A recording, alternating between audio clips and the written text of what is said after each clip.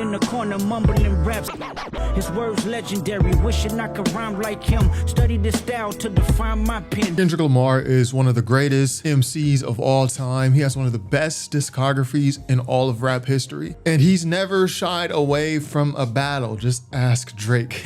But there's one rapper who Kendrick Lamar thought their pen was actually on par, if not greater than his. That rapper goes by the name of Ab-Soul. He's a member of Top Dog Entertainment, a member of the group Black Hippie, and in my opinion, really the originator of the entire high power movement that Kendrick Lamar and all of Top Dog Entertainment was on back in the 2010s. Ab-Soul is a lyricist and he works with battle rappers like Daylight. He's a barsmith, he's a wordsmith. And one song I want to focus on is an unreleased song called Rapper.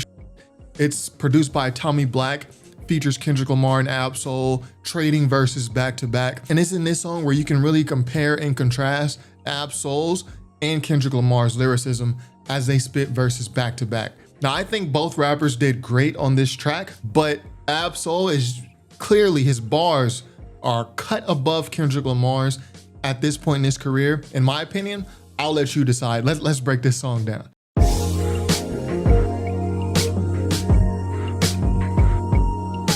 First of all, I love this beat. This is a very ethereal type of beat, very, you know, out there. Ab-Soul starts off the verse.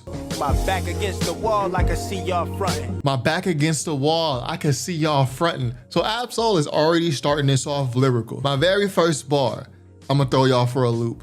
My back's against the wall, I can see y'all frontin', back, front. It kind of reminds me of that Lupe Fiasco bar from Touch the Sky, where he goes, I'm back on the block like I'm laying on the street, or something like that. It's like my back against the wall fronting. It's just wordplay, clever wordplay at that. I call this shit rapper shit, cause I ain't a rapper, but if I was, this ain't some shit that I could rap after. He said, I'll call this shit rapper shit, cause I ain't a rapper, but if this ain't some shit that I could rap after. So this is kind of like a little warning to Kendrick. This is playful, friendly fire, but he's basically saying to Kendrick like, yo, good luck trying to follow this verse up. Which Kendrick does, but we'll get to that later. Caught up in the rapture, you call yourself a factor, you're lame. Paving a way Bob could build faster. Caught up in a rapture, you call yourself a factor, you're lame. Paving a way Bob could build faster. So this is a commonality in Ab-Soul's music. This whole like existential, third eye, rapture, this is just a commonality in pretty much all of Ab-Soul's music. You're lame, you paving a way Bob could build faster. Bob the builder, build faster, call yourself a factor. Again, very light starting off, but it picks up quickly. I'm a real master, real massive, you just real average. Ab-Soul goes, yo, I'm a real master. Real massive, you just real average. I see your chain is strange, they wore those in the middle passage. I see your chain is strange, they wore those in the middle passage. So this is where it starts to pick up. So he's talking like to rappers like, yo, I'm tired of you rappers. I'm a real master, you're a real average. Yo, you wearing all these chains, I see your chain, it's cool. They wore those in the middle passage. So if you know anything about the middle passage, if you ever been to that Black Wax Museum in Baltimore, you know the Middle Passage. This is a part of transatlantic slave trade lore. The Middle Passage is one of the roughest parts of that entire journey. A lot of people died during that. And of course, the enslaved people, they were chained up. So he's saying you wearing these chains, like he's basically calling rappers a slave to materialism. Like I see your chains and everything. They wore those in the Middle Passage. Ab-Soul will do this. Like it'll be playful lyrics, you know, Bob could build faster, I'm a real massive. Then he just throws something super serious in. Like, yo, you caught in the rapture. Yo, I see your chains, they wore those in the Middle Passage. Then he backs off again.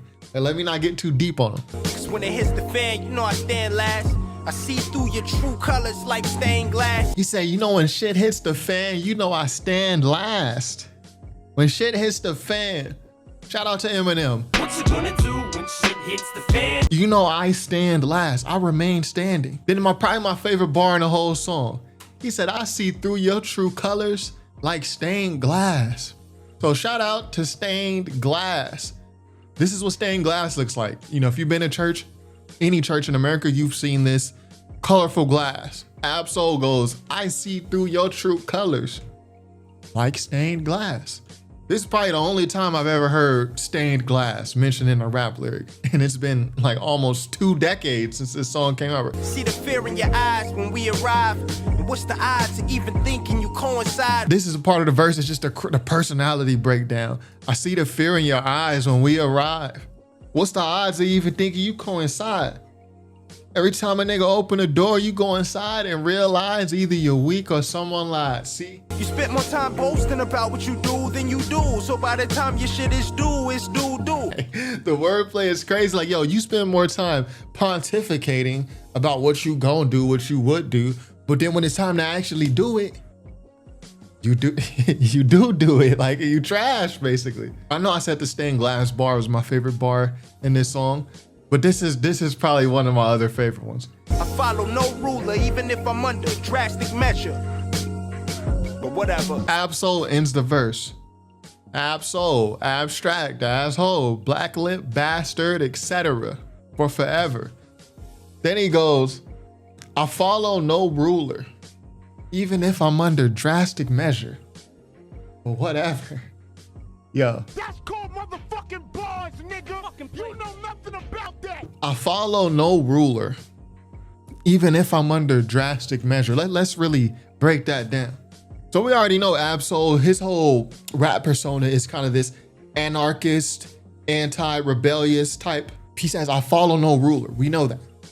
Follow no ruler, president, prime minister, whatever. I follow no ruler, even if I'm under drastic measure, even if it's the worst of worst, it's the worst of times. They've tried to break me completely. I will follow no ruler. Even if the measures, if it's drastic, I follow no ruler.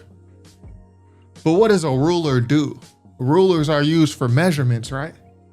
The sick double entendre. The double entendre is crazy. I follow no ruler, even if I'm under drastic measure. Yo, Ab-Soul is crazy for this. So anyway, that's only one verse. Now it's Kendrick's turn.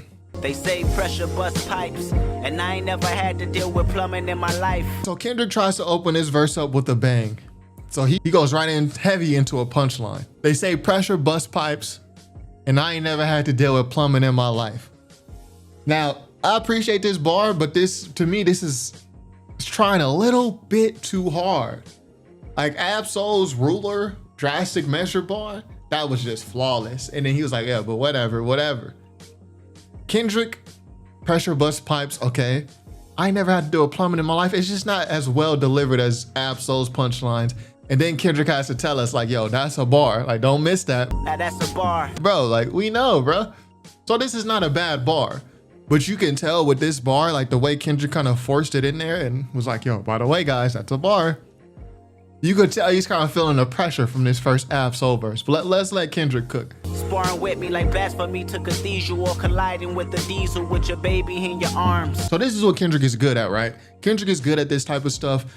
Like the wordy yapping, like not really so much the punchlines, but like, yo, the option of violence and the pastor to say that the latex condom was hooked to a dread, like he like on Control.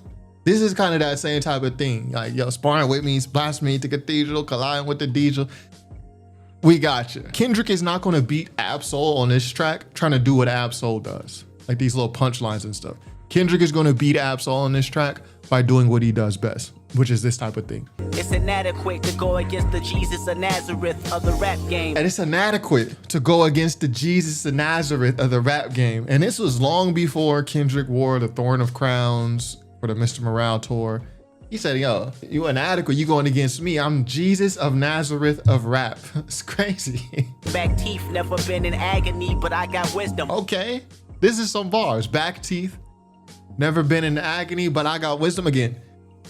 These ain't as, to me, the punchline, they're not as hard hitting as Ab-Soul's, but this is a great bar. Again, Kendrick, you're not gonna beat Ab-Soul on this song by trying to do what he does. But like Kendrick has said, he used to study Ab-Soul's bar. Ab-Soul in the corner mumbling raps. His words legendary, wishing I could rhyme like him. Study this style to define my pen. So you can kind of hear Ab-Soul's influence. I do like this bar. Back teeth, wisdom teeth. As I control my will like new power steering. I do like this. Okay, so Kendrick getting comfortable now. I control my will. Like when people say, yo, I force my will on the people, I force my will on you. Kendrick just bends the word. Will, wheel, power steering to wheel, control my will, new power steering. You get it, it's wordplay. And watch these bullets running to these niggas clear the set. I got now, I got next. So at this point in the verse, this is where Kendrick gets back to doing what he does best, what Ab-Soul can't do. Give you nouns, give you verbs, give you adjectives while proposing the agitated threat. The wordy, yo, I'm just spitting. I'm just going. I got now, I got next. Give you nouns, give you verbs, give you adjectives. I'm proposing the agitated threat. Like, come on, there we go. Put me in Alaska for 6 months in the dark. In my heart, I know sun still shine. Put me in Alaska for 6 months in the dark. In my heart, I know sun still shine. That's bars. That's called motherfucking bars, nigga. You know nothing about that. I still got a skill to be found in a gold mine. I can critique this verse like I'm critiquing it and like nitpicking it, but this is a great verse. But it's Kendrick and Ab-Soul going back and forth, so we gotta add the competitive aspect. So here come Ab-Soul. This is no hooks. Straight from Kendrick's verse right into Ab-Soul. I got an appetite for habitual liars on the mic who with pliers couldn't get a grip on life. Yo, I got an appetite for habitual liars on the mic who with pliers couldn't get a grip on life. That's bars too. Motherfucking bars, nigga. You know nothing about that. I got an appetite for habitual liars on the mic who with pliers couldn't get a grip. Oh, come on, man. So this Ab-Soul verse, in my opinion, it's not as great as that first one. It's good. Pour some Hennessy and crown for your homie 6 feet underground. Smoke an ounce and turn the frown upside down. Like Jack made raining in my sky. Had no sky. It's cool. But this is Kendrick's, this is his time to come back in with some ish. Now it's 2010, 2 years away from when they say the world's expected to end. I do like this part of Ab-Soul's verse because it deals with this whole existential, anarchist, kind of like paranoia that's consistent in Ab-Soul's music around this time. He's like, yo, when Michael Jackson made Raining in My Sky, I had no style. Tommy Boy Stocking on my scalp. That was like 1995. Now it's 2010. This song is from 2010. 2 years away from when they say the world's expected to end. A lot of people don't remember this.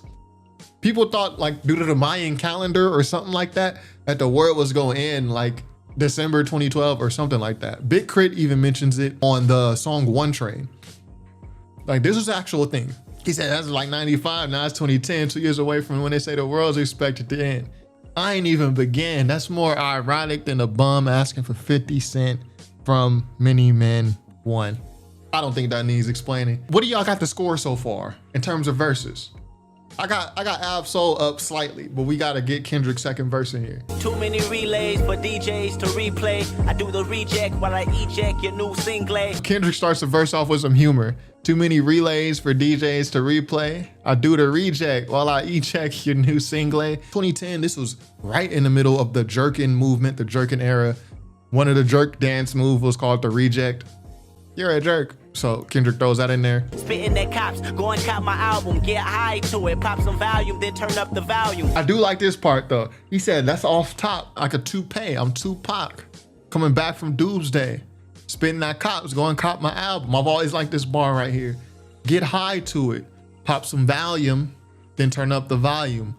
Again, when rappers do things I never heard before on a verse, say words I never heard said in a rap song, I'd be impressed. Volume rhymed with volume.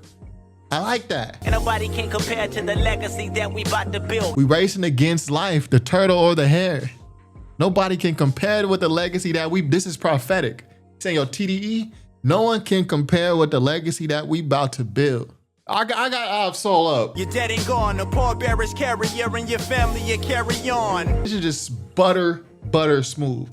You're dead and gone, the pallbearers carry you and your family will carry on. And on the real, this ain't a construction site, but you know the drill. On the real, this ain't a construction site, but you know the drill.